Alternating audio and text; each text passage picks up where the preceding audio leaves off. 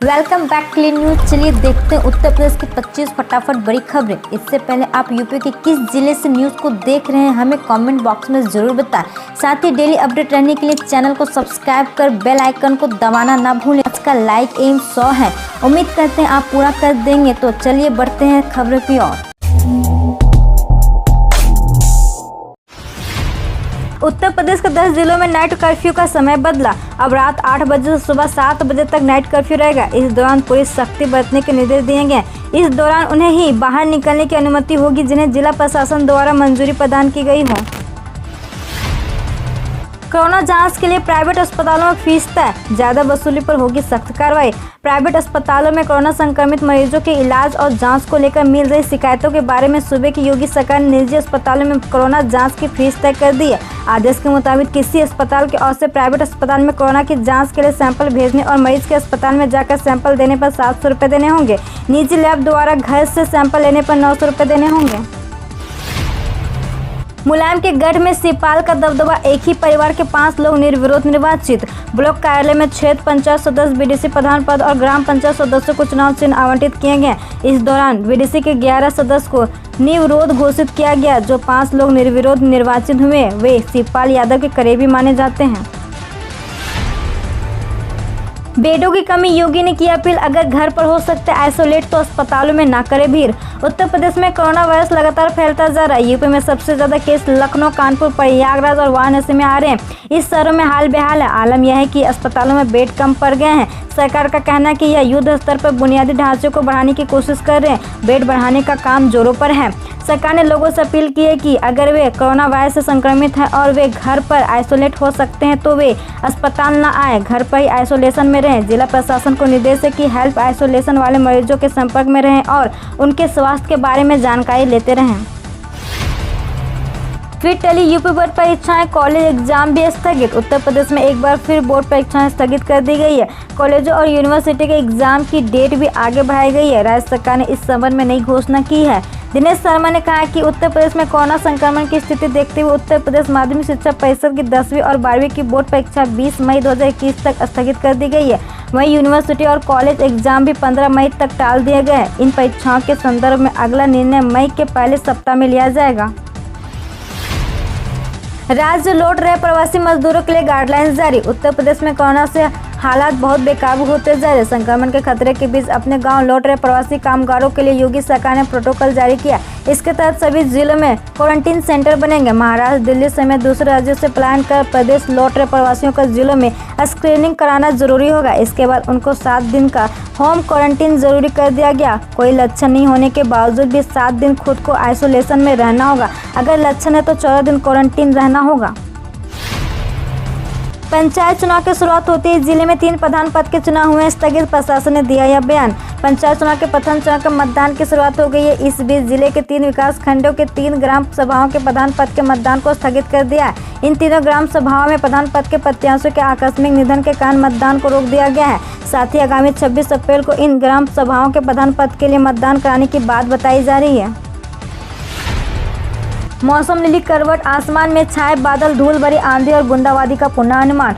मौसम का मिजाज एक बार फिर बदल रहा। गुरुवार को दिन भर बादलों और सूर्यदेव के बीच नुक्का छुपी का खेल जारी रहा, लेकिन लोगों को गर्मी से निजात नहीं मिली। दिन का अधिकतम तापमान 41 डिग्री सेल्सियस रिकॉर्ड किया गया। इस बीच मौसम वैज्ञानिकों ने अगले 48 घंटों में धूल भरी आंधी के साथ ही बूंदाबांदी का पूर्वानुमान जारी किया है। मौसम विभाग के अनुसार चक्रवाती हवाओं का क्षेत्र बना हुआ है, जिसके चलते सुल्तानपुर समेत प्रदेश के कई जिलों में धूल भरी आंधी के साथ ही बूंदाबांदी की भी संभावना है। इस बार गर्मियों में नहीं होगी ग्रेटर नोएडा की बत्ती गुल, पावर कट से मिलेगी निजात। अप्रैल में ही गर्मी लोगों के पसीने छुड़ाने लगी। ऊपर से बिजली कट के कारण लोगों का हाल बेहाल है। वहीं मौसम विभाग ने आगामी दिनों में भीषण गर्मी की चेतावनी दी है। अगर ऐसा हुआ तो जहां बिजली की खपत बढ़ेगी वहीं फॉल्ट के चलते पावर कट की समस्या से भी लोगों को जूझना होगा। बता दें कि जिले में सबसे अधिक पावर कट की समस्या ग्रेटर नोएडा में है। 2 दिन पहले ही ग्रेटर नोएडा की गैलेक्सी सोसाइटी में करीब 2 घंटे पावर कट के चलते बिजली गुल रही थी। हालांकि लोगों को गर्मी में पावर कट की समस्याओं से निजात दिलाने के लिए ब्लूप्रिंट तैयार कर लिया है। सब कुछ योजना के अनुसार हुआ तो लोगों को निर्बाध बिजली की आपूर्ति होगी।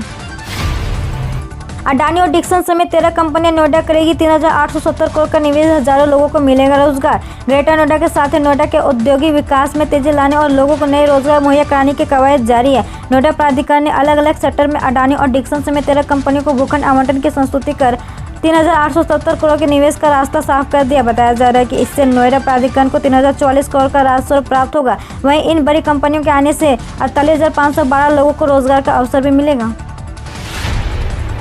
पूर्व मंत्री रामवीर उपाध्याय के बेटे समेत 11 भाजपा नेताओं पर गिरी हाईकमान की गाज। पंचायत चुनाव से पहले भाजपा ने पार्टी प्रत्याशियों के खिलाफ चुनाव लड़ने वाले पूर्व मंत्री रामवीर उपाध्याय के बेटे चिरागवीर और डॉक्टर अविन शर्मा समेत 11 नेताओं को निष्कासित कर दिया। भाजपा ने 24 वार्डों से अपना प्रत्याशी चुनाव मैदान में उतारे। बताया जा रहा है कि भाजपा के नेता ही खुद अपनी पार्टी के प्रत्याशियों के विरुद्ध चुनाव मैदान में आ गए तो कुछ ने भाजपा प्रत्याशियों के खिलाफ चुनाव प्रचार करना शुरू कर दिया था। मामला हाईकमान के पास पहुंचने के बाद भाजपा के जिला अध्यक्ष गौरव आर्य ने चिरागवीर उपाध्याय समेत पार्टी के 11 नेताओं को पार्टी से बाहर कर दिया। रेलवे ने वाराणसी मंडल के सभी स्टेशनों पर प्लेटफॉर्म टिकट की बिक्री पर लगाई रोक। रेलवे स्टेशन पर आने वाले लोगों की संख्या को नियंत्रित करने के उद्देश्य से पूर्वोत्तर रेलवे ने वाराणसी मंडल के सभी स्टेशनों पर प्लेटफॉर्म टिकट की बिक्री पर अगले आदेश के लिए रोक लगा दी है। यह जानकारी पूर्वोत्तर रेलवे के जनसंपर्क अधिकारी अशोक कुमार ने दी। उन्होंने बताया कि वाराणसी मंडल के प्रमुख स्टेशनों की सीमाएं सील कर दी गई है और स्टेशनों में केवल एकल प्रवेश द्वार से कंफर्म टिकट वाले यात्रियों को ही प्रवेश दिया जा रहा है। कोविड-19 की दूसरी लहर के बीच सोना चांदी के दाम में आई तेजी। सोने की कीमतों में बृहस्पतिवार को उछाल दर्ज किया गया। वहीं चांदी के दाम में कल 206 रुपये प्रति किग्रा की मामूली तेजी आई। विशेषज्ञों के मुताबिक अंतर्राष्ट्रीय बाजार में गोल्ड के हाजिर भाव में उछाल और डॉलर के गिरने का असर भारतीय बाजारों में सोने की कीमतों में बढ़ने के तौर पर नजर आया है। अब ये लोग खोल सकते हैं zero balance post office saving account. सरकार ने दी अनुमति। अब केवल कुछ खास तरह के लोग डाकघर में जीरो बैलेंस बचत खाता खोल सकते हैं। सरकार ने post office saving account scheme के नियमों में बदलाव किया। अब तक पोस्ट ऑफिस सेविंग अकाउंट में मिनिमम बैलेंस रखना अनिवार्य है। वित्त मंत्रालय द्वारा 9 अप्रैल को जारी अधिसूचना के मुताबिक कुछ खास तरह के लोग पोस्ट ऑफिस में बेसिक सेविंग अकाउंट खोल सकते हैं। इनमें वे लोग शामिल हैं जो सरकार की किसी भी वेलफेयर स्कीम में एडल्ट मेंबर के रूप में पंजीकृत हो। इसके अलावा किसी ऐसे माइनर का गार्जियन भी पोस्ट ऑफिस में जीरो बैलेंस अकाउंट खोल सकता है जिसका नाम किसी सरकारी लाभ में रजिस्टर है। पोस्ट ऑफिस बचत खाते को लेकर आई बड़ी खबर, अब घटकर आधी हो गई पेनाल्टी। वित्त मंत्रालय ने पोस्ट ऑफिस के बचत खाते में न्यूनतम राशि रखने को लेकर लगने वाले चार्ज में बड़ा बदलाव कर दिया है। इसके बाबत वित्त मंत्रालय की तरफ से 9 अप्रैल को एक नोटिफिकेशन भी जारी कर दिया गया है। इसके मुताबिक अब मिनिमम बैलेंस मेंटेन नहीं करने पर लगने वाली पेनाल्टी की राशि को आधा कर दिया गया है। पश्चिम मध्य रेलवे में 700 से ज़्यादा पदों पर निकली नौकरियां, अभी करें आवेदन। पश्चिम मध्य रेलवे द्वारा electrician, fitter, welder, painter, carpenter, plumber, black Smith, wireman सहित अन्य पदों पर भर्ती के लिए आवेदन आमंत्रित किए गए। आधिकारिक वेबसाइट पर जारी अधिसूचना के मुताबिक कुल 716 पोस्ट पर भर्ती की जाएगी। इच्छुक अभ्यर्थी पश्चिम मध्य रेलवे की आधिकारिक वेबसाइट @wcr.indianrailways.government.in पर जाकर ऑनलाइन आवेदन कर सकते हैं। ध्यान रहे, आवेदन करने की अंतिम तिथि 30 अप्रैल 2021 निर्धारित की गई है। आनंदीबेन पटेल बोले, शिक्षार्थी मुक्त विश्वविद्यालय से गुणात्मक शिक्षा प्राप्त करें। उत्तर प्रदेश के राज्यपाल आनंदीबेन पटेल ने कल बरेली में उत्तर प्रदेश राजर्षि टंडन मुक्त विश्वविद्यालय प्रयागराज के बरेली क्षेत्र केंद्र के निजी भवन का ऑनलाइन अवलोकन किया। इस अवसर पर अपने संबोधन में उन्होंने कहा कि बरेली स्थित मुक्त विश्वविद्यालय के क्षेत्र केंद्र का निजी भवन बन जाने से विश्वविद्यालय के कार्यक्रमों को प्रभावी ढंग से लागू करने में मदद मिलेगी। उन्होंने कहा कि यह विश्वविद्यालय भारत रत्न राजर्षि पुरुषोत्तम टंडन मुक्त के नाम से स्थापित है, जिन्होंने मातृभाषा के माध्यम से जन जन तक शिक्षा पहुंचाने में अपना जीवन लगा दिया। पीएनबी ने शुरू की नई सेवाएं, खोले फटाफट बैंक खाता और झटपट हासिल करें लोन। देश में 170 साल की सेवा की अपनी शानदार विरासत का जश्न मनाते हुए पंजाब नेशनल बैंक ने एक अनोखा पायलट प्रोजेक्ट PNB@एस आउटलेट शुरू किया है। यह model banking on the go सेवा प्रदान करता है, जहां बैंक शाखा द्वारा किए जाने वाले प्रत्येक लेनदेन को ग्राहक स्वयं शुरू और अधिकृत कर सकेंगे। इसमें बचत खाता खोलने से लेकर विभिन्न ऋण लेने समेत तमाम अन्य फायदे उठाना शामिल है और इसके लिए बैंक कर्मचारियों की सहायता भी जरूरी नहीं होगी।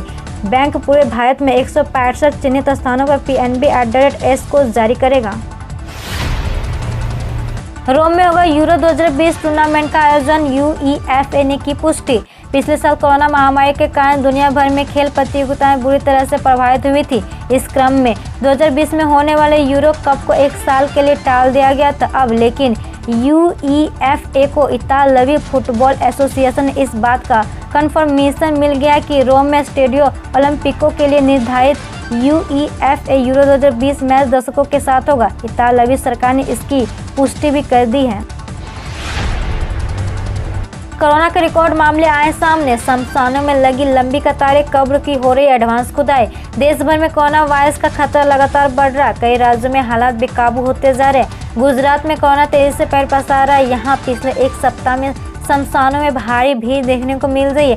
ऐसे में कोविड-19 या अन्य रोगों के कारण जान गंवाने वाले लोगों के संबंधियों को उनके अंतिम संस्कार के लिए घंटों इंतजार करना पड़ रहा है। गुजरात में बीते 48 घंटे में 7,410 नए मामले सामने आए, जबकि 2,642 लोग डिस्चार्ज में 73 लोगों की मौत हो गई है। लेकिन इस बीच शवों के अंतिम संस्कार को लेकर कई शहरों में हालात बिगड़ते जा रहे हैं। शमशानों को लेकर वेटिंग चल रही है, तो वहीं एडवांस में ही कब्रें खोदे जा रही है। भारत में महंगा हो सकता पेट्रोल और डीजल, ओपेक ने दिए संकेत। भारत में आने वाले दिनों में पेट्रोल और डीजल के दाम में इजाफा देखने को मिल सकता है। इसका कारण यह है कि क्रूड ऑयल की कीमत में तेजी। वास्तव में अमेरिका में कच्चे तेल के भंडार में बीते सप्ताह आई गिरावट से तेल की कीमतों में बुधवार को जोरदार तेजी आई। अंतर्राष्ट्रीय बाजार में बेंचमार्क कच्चे तेल ब्रेंट क्रूड का भाव 5% से ज्यादा की तेजी के साथ $66 प्रति बैरल से ऊपर चला गया। वहीं दूसरे घरेलू वायदा बाजार MCX पर भी कच्चे तेल में 4% से ज्यादा का उछाल आया। जेवर एयरपोर्ट के पहले चरण को सिक्योरिटी क्लियरेंस मिली, जल्द नींव रखने की तारीख का होगा ऐलान। एशिया के सबसे बड़े एयरपोर्ट में शुमार नोएडा एयरपोर्ट की नींव रखने की तारीख का जल्दी ऐलान होने की उम्मीद है।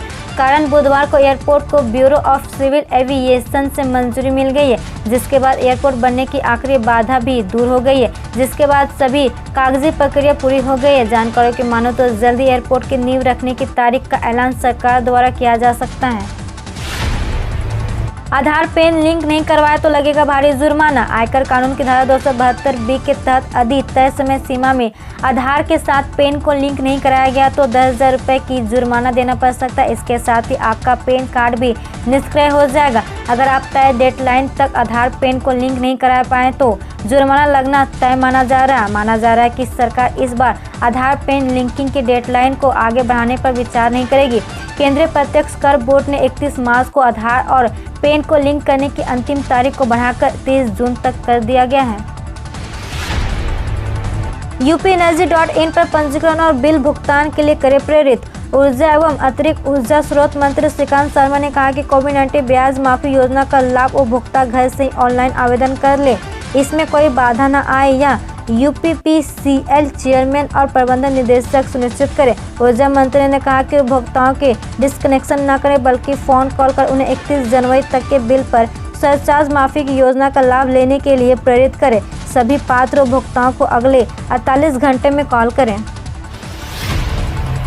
तेजी से हो रहा राम मंदिर निर्माण का कार्य, खुदाई की मिट्टी घर ले जा रहे श्रद्धालु। अयोध्या में राम मंदिर के निर्माण कार्य का काम तेजी से हो रहा है। प्राचीन मंदिर की खुदाई के साथ साथ निकल रही मिट्टी भी प्रसाद के रूप में श्रद्धालुओं को दी जा रही है। अगले महीने यानी मई में नींव भराई का पहला चरण पूरा हो जाने की उम्मीद है। श्री राम जन्मभूमि तीर्थ क्षेत्र न्यास के मुताबिक फिलहाल नींव की पहली परत का काम मई में पूरा हो जाएगा। मंदिर की नींव कुल 44 परतों में भरी जानी है। विशेषज्ञों की राय के हवाले से न्यास का कहना है कि सितंबर के अंत तक राम मंदिर की नींव भराई का काम पूरा हो जाएगा। भूमि के स्तर के मुताबिक 50 से 55 फीट गहराई तक मंदिर की नींव भराई की लेयर 40% तैयार हो चुकी है। शेष काम 20 से 25 अप्रैल तक पूरा होने की उम्मीद है। वास्तु विशेषज्ञों के मुताबिक सभी लेयर को 25 से 30 दिन तक सूखने के लिए छोड़ा जाता है। इसके बाद वाइब्रो रोलर के जरिए इसकी क्षमता मापी जाती है। मंदिर निर्माण के लिए 2.77 एकड़ में 400 फुट लंबी, 250 फुट चौड़ी और करीब 55 फुट गहरी खुदाई की गई है। फिलहाल गड्ढा समुद्र तल से 95 मीटर ऊंचा है। इसे 107 मीटर तक लाना है। हम रोज ऐसे ही न्यूज लाते रहेंगे, तो यदि आपने अभी तक क्लीन न्यूज को सब्सक्राइब नहीं किया है तो पहले फटाफट सब्सक्राइब कर लें, साथ ही बेल आइकन को दबा दें ताकि कोई अपडेट मिस ना हो।